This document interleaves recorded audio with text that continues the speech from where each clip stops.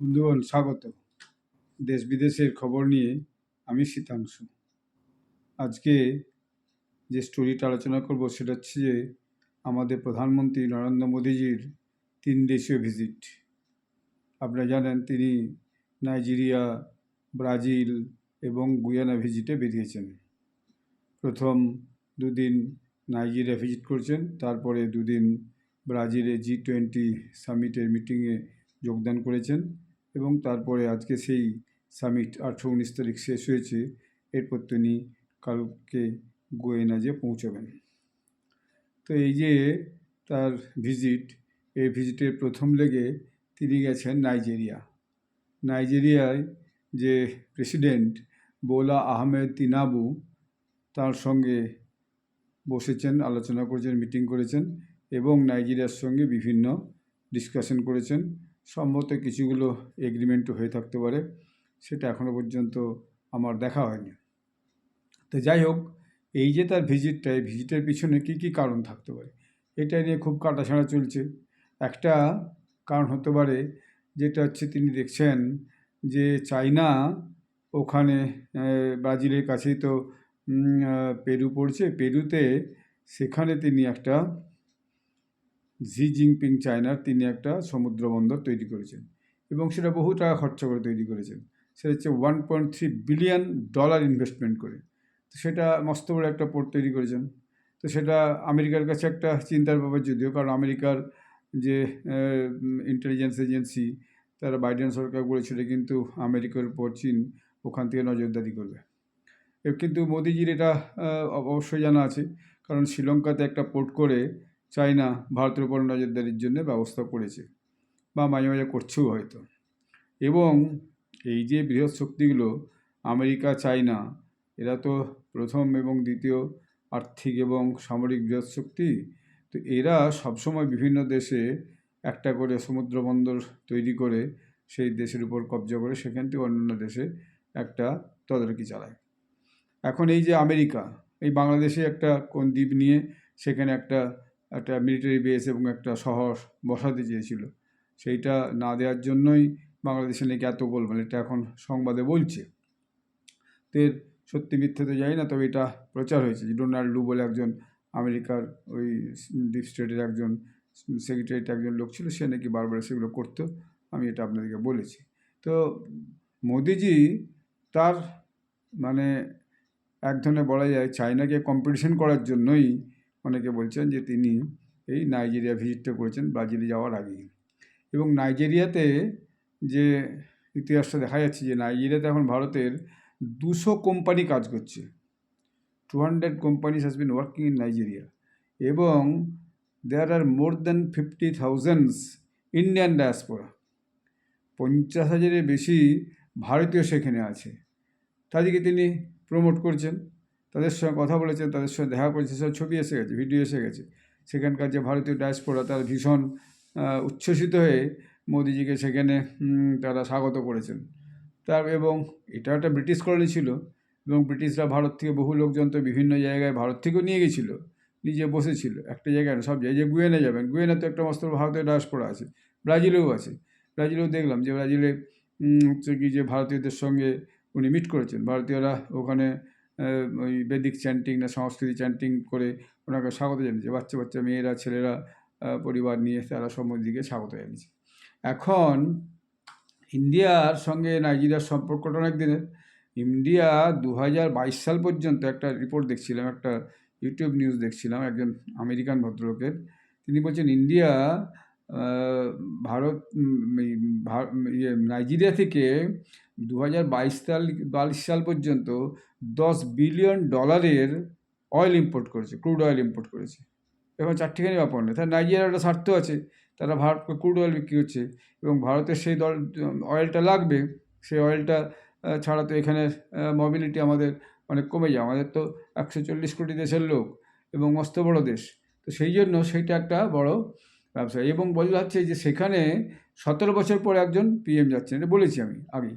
আপনারা যদি আমার নিয়মিত ভিডিও শুনেন দেখবেন সেখানে আমি অনেক আগেই বলেছি, আপনারা আমার পুরাতন ভিডিওগুলো শুনতে পারেন। এবং উনি ওখানে ইন্ডিয়ান কারেন্সি প্রমোট করার চেষ্টা করছেন। ইন্ডিয়ান কারেন্সি অর্থাৎ যাতে ডলার ছাড়াও নাইজেরিয়ার সাথে ভারতের রুপিতে এবং ওখানকার নাইজেরিয়ার কারেন্সিতে হচ্ছে কি যে আদান প্রদানটা, কেনাবেচাটা, ট্রেডটা চলতে থাকে।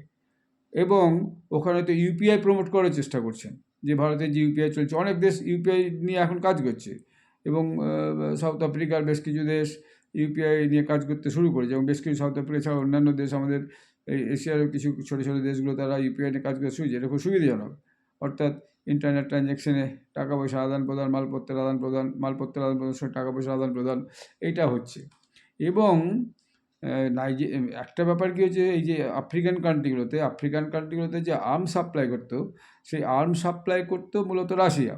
কিন্তু রাশিয়া এখন তার আর্ম সাপ্লাই বন্ধ করে দিচ্ছে, কারণ তার তো সেখানে নিজেকে এখন আর্মস কিনতে হচ্ছে। যে আপনার ইউক্রেন যুদ্ধের সঙ্গে লেগে যাওয়ার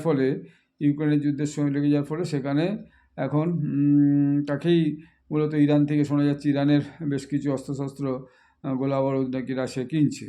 এবং আমি বোধহয় সকালে ভিডিওতে বলেছি যে জো বাইডেন সরকার জেলেনস্কিকে ইউক্রেনের ওদের যে মিসাইল টিসাইল দিচ্ছে, সেগুলো রাশিয়ার ভেতরে আক্রমণের জন্য পারমিশন দিয়েছে, যে পারমিশন ছিল না। এবং একটু আগেই খবর পেলাম যে সেরকম কোনো একটা বোধহয় বড় মিসাইল রাশিয়ার মধ্যে সে হচ্ছে যে নিক্ষেপ করেছে, ছুঁড়েছে, এবং ফলে রাশিয়াতে এখন ইমার্জেন্সি মিটিং চলছে, এবং সেখানে হয়তো নেতারা বাংকারে চলে যাবেন, এমন অবস্থা হতে পারে, মানে এরকম চলতে থাকলে আর কি। তো এই যে ফলে কী হয়েছে, দক্ষিণ আফ্রিকাতে যে অস্ত্র সাপ্লাইটা, সেটা রাশিয়া করতে পারছে না। কারণ সেই জায়গাটা, সেই যে একটা গ্যাপ তৈরি হয়েছে, শূন্যতা, সেই শূন্যতাটা ইন্ডিয়া পূরণ করতে পারে। যেমন ইন্ডিয়ার হাতে এখন তেজস আছে, ইন্ডিয়ার হাতে এখন পৃথ্বী মিসাইল আছে, ইন্ডিয়ার হাতে এখন পিনাকা সুপারসনিক মিসাইল এই কদিন আগে টেস্ট হয়েছে আপনার 14 তারিখে, এবং ইন্ডিয়ার কাছে ড্রোন আছে। তো এই যে যেটা বালাকোট স্ট্রাইকটা করেছিল, সেই রকম ড্রোন আছে, আরও অনেক স্ট্রাইক করার অত্যাধুনিক অস্ত্রশস্ত্র ইন্ডিয়া তৈরি করেছে, এবং সেগুলোকে তিনি হয়তো ওখানে সেল করার জন্য গেছেন। এটা অনেকে বলছে যে ভেতরে একটা একটা এই যে অস্ত্র সেল করা, এইটা একটা মোদিজির একটা উদ্দেশ্য, যে ওখানে নিশ্চয়ই প্রচুর, যেহেতু রাশিয়া এখন ওখানে কিছু দিতে পারছে না অস্ত্রশস্ত্র, ওরা ওই ভারত থেকে সব অস্ত্রশস্ত্র কিনবে, সেরকম একটা ডিল আগামী দিনে হবে, এবং সেটা তাহলে ভারতে একটা মস্ত যে আর্মস উৎপাদনটা বাড়বে, এবং সেখানে অনেক লোকের এমপ্লয়মেন্ট হবে, বিক্রিটা হলে সেখান থেকে টাকা হবে, একটা এক্সপোর্ট হলে একটা মানে ইম্পোর্ট করার পয়সা দেওয়া যাবে, এবং অন্যান্য খরচা সমান সমান করা যাবে, এরকম একটা ব্যাপার আছে। এবং এই যে ভারতের এই যে এটা তো একটা মস্ত বড় শক্তি, বর্ধিত শক্তি। এবং ভারতের উদ্দেশ্যটা কি, মূল উদ্দেশ্যটা কি? ভারতের উদ্দেশ্য হচ্ছে যে ইউরোপিয়ান ইউনাইটেড নেশনসে যে পার্মানেন্ট মেম্বারশিপ, সকালে ভিডিওতে বলছিলাম, পার্মানেন্ট মেম্বারশিপ কী করে পাওয়া যায়, সেটাকে নিয়ে ইন্ডিয়া লবি করছে বিভিন্নভাবে, বিভিন্ন দেশে সমর্থন জড়াচ্ছে। এখন আফ্রিকান কান্ট্রিগুলো যদি সব ইন্ডিয়াকে পার্মানেন্ট মেম্বারশিপে সমর্থন করে, তাহলে বিশাল কাজের হবে। এবং কোভিডের সময় যে কোভিড ভ্যাকসিন পাঠিয়ে, বিনা পয়সায় কোভিড ভ্যাকসিন পাঠিয়ে বিভিন্ন দেশগুলোকে, গরিব দেশগুলোকে সাহায্য করছে, সেটা তারা ভুলতেই পারছেন। এটা আমি আগে বলেছি। এখন ওখানে আমি পেপারে দেখলাম ওখানে কী কী ডিল হয়েছে, যে ওই মিস্টার তানাবু, যিনি ওই নাইজেরিয়ার প্রেসিডেন্ট, তার সঙ্গে যেসব ডিসকাশন করে যেগুলো হয়েছে, সেগুলো হচ্ছে ডিফেন্স, অর্থাৎ ডিফেন্স ডিল হয়েছে, কিছু একটা হবেই, মানে একটা প্রাইমারি আলোচনা হলো, এরপর ওদের দেশ থেকে লোক আসবে, আমার দেশ থেকে যাবে, ডিফেন্স মিনিস্ট্রির লোকজন যাবে, বা মিনিস্ট্রি অফ এক্সটার্নাল অ্যাফেয়ার্সের লোকজন যাবে। উনি যে আলোচনাগুলো করছেন আমি দেখছিলাম, তো দুজন প্রেসিডেন্ট, প্রধানমন্ত্রী বসে আছেন, প্রধানমন্ত্রীর পিছনে যে ছবিটা এসছে, একজন মহিলা নোট করছেন কী কী আলোচনা হলো, এবং ওনাদের যে মিস্টার তানাবু, তার পিছনে ওদের দেশের একজন ইয়ং ব্যুরোক্র্যাট বসে আছে, সে সব নোট করছে যে কী হয়। পরে এগুলো অন্যান্য বিভিন্ন দপ্তরকে দিয়ে দেওয়া হবে, যে আপনি এগুলো কথাবার্তা বলুন, এই কথাবার্তা অলরেডি হয়ে আছে, যা স্বভাবতই হয়, যে কোনো কোম্পানির সঙ্গে কোম্পানি বসে যে আলোচনা, সেটা নোট করে রাখালো। পরে জুনিয়র স্টাফ দিকে গেল, পার্টিতে বলে ওনার সাথে এই আলোচনা হচ্ছে, উনি পাঠিয়েছেন, এই কাজ হয়, এই কাজ হয়, এই কাজ হয়, এটা তো স্বাভাবিক ব্যাপার। তো এটা হচ্ছে ট্রেড ডিল হয়েছে। ট্রেড ডিল, তার মানে ভারত থেকে হয়তো নাইজেরিয়া কিছু কিনবে, সেরকম একটা কোনো কথা হয়েছে। ওখানে একটু খাদ্যের অপ্রতুলতা আছে একটু, ফলে যদি গম, চাল এসব এখান থেকে নিয়ে যায়, সেটা হতে পারে। আবার ওখান থেকে তেল তো ভারত আনছি, আরও আনবে। এবং এনার্জি ট্রেড, মানে শুধু এনার্জি মানে তো তেলটাই মূলত ট্রেড, মানে এই এনার্জি ছাড়া আরও বিভিন্ন ধরনের ব্যবসা কী কী হতে পারে ট্রেডে। তো সেইটাও এনার্জি, এই ডিফেন্স মেটেরিয়ালস ছাড়া এবং এনার্জি ছাড়া, ক্রুড অয়েল এবং ডিফেন্স মেটেরিয়াল বাদ দেওয়া, আরও জামা কাপড় হতে পারে, মেডিসিন হতে পারে, আরও বহু রকম প্রোডাকশন তো দেশে আছে, মোবাইল হতে পারে। তো সেই সমস্ত প্রোডাকশন ট্রেড কী কী হবে, এবং কাউন্টার টেররিজম। আফ্রিকার কিছু কিছু দেশও ওই টেররিজমে ভীষণভাবে আক্রান্ত, ঠিক আছে। ওখানে বেশ কিছু টেররিজম গোষ্ঠী আছে যারা খুবই উৎপাত করে মাঝে মাঝে, বোকো হারাম টোকো হারাম শোনা যায় আর কি, পেপার টেপার কখনো কখনো দেয়। তো ওখানকার যারা শাসক, তাদের পক্ষেও তো এটা খুব একটা চিন্তার বিষয় যে তাদেরকে শান্তিতে রাজ্য চালাতে দেবে না। তো কাউন্টার টেররিজমে ভারত কীভাবে তাকে সাহায্য করতে হবে, এই বিষয়গুলো আলোচনা হয়েছে। কারণ এটা আগামী দিনে পরপর কী কী হয় সেইটা আমরা দেখতে পাবো। এরপর আমরা দেখলাম ব্রাজিলে তো অনেকগুলো কথা হয়েছে, মূলত যে global alliance against hunger and poverty, to eradicate hunger and poverty অ্যালায়েন্সের ওই ব্রাজিলের সমুদ্র তীরে একটা বড় গ্রুপ ফটো হয়েছে।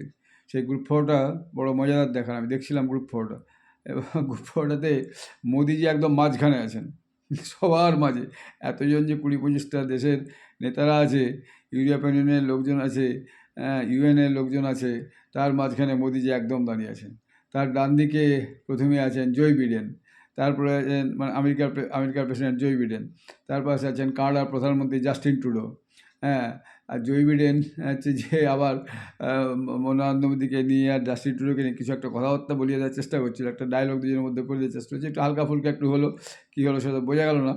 মোদিজিও ঠিক আছে নমস্কার করা, হাত দুটো জোড়া করে একটু কিছু বললেন বলতে, ওখানে ট্রুডোও কিছু বললো, বা সেই পর্যন্ত। আমি আগে একটা ভিডিও বলেছিলাম যে জাস্টিন ট্রুডো আর মোদিজি মুখোমুখি গেলে কী ব্যাপারটা, সেটা দেখার মজাদার ব্যাপার হবে। সেটা একটুখানি হলো, দেখলাম, মানে ভিডিওটা এসেছে, ভিডিওটা আমার খুব মজাদার লাগছিলো, ঠিক আছে হলো।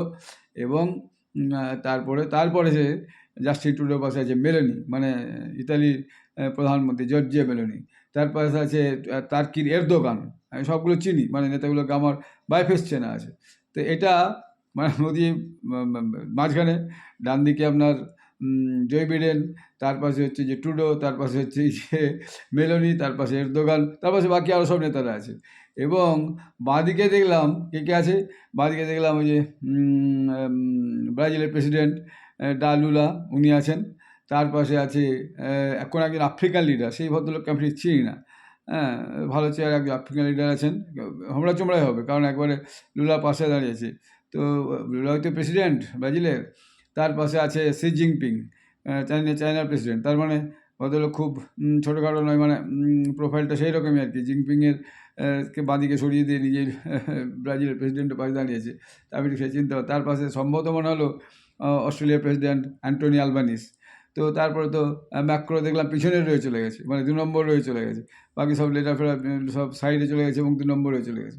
তো এইটা ছবিটাও বড় মজাদার, মানে একদম মোদিজি ওখানে গ্রুপ ফটোর মধ্যেও কেন্দ্রবিন্দু। এটা সত্যিই খুব মজাদার ইন দ্য সেন্স যে ভারতকে এখন সবাই কী সম্মানের চোখে দেখছে, এরকম সব সারা পৃথিবীর সমস্ত বড় বড় দেশ, যে ভারতবর্ষের প্রধানমন্ত্রী মোদিজি গেছেন, he will be the centre, বাকি সব নেতার আশপাশে, হ্যাঁ, he is in the centre. তো এইটা দেখে একটা বেশ একটা ফিল গুড ফিলিং হচ্ছিল, হ্যাপি ফিলিং হচ্ছিল। তো যাই হোক, এই যে এটা হয়েছে, G20 মিটিংটা আজকে শেষ হয়েছে, এরপর তো উনি চলে যাবেন। তো আগামী দিনে আর অনেক কিছু দেখার আছে।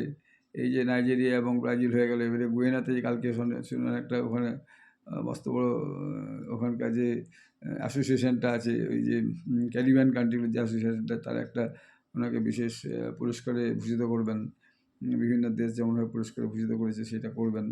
তো সেটা আবার কাল পরশু আমরা জানতে পারবো আর কি।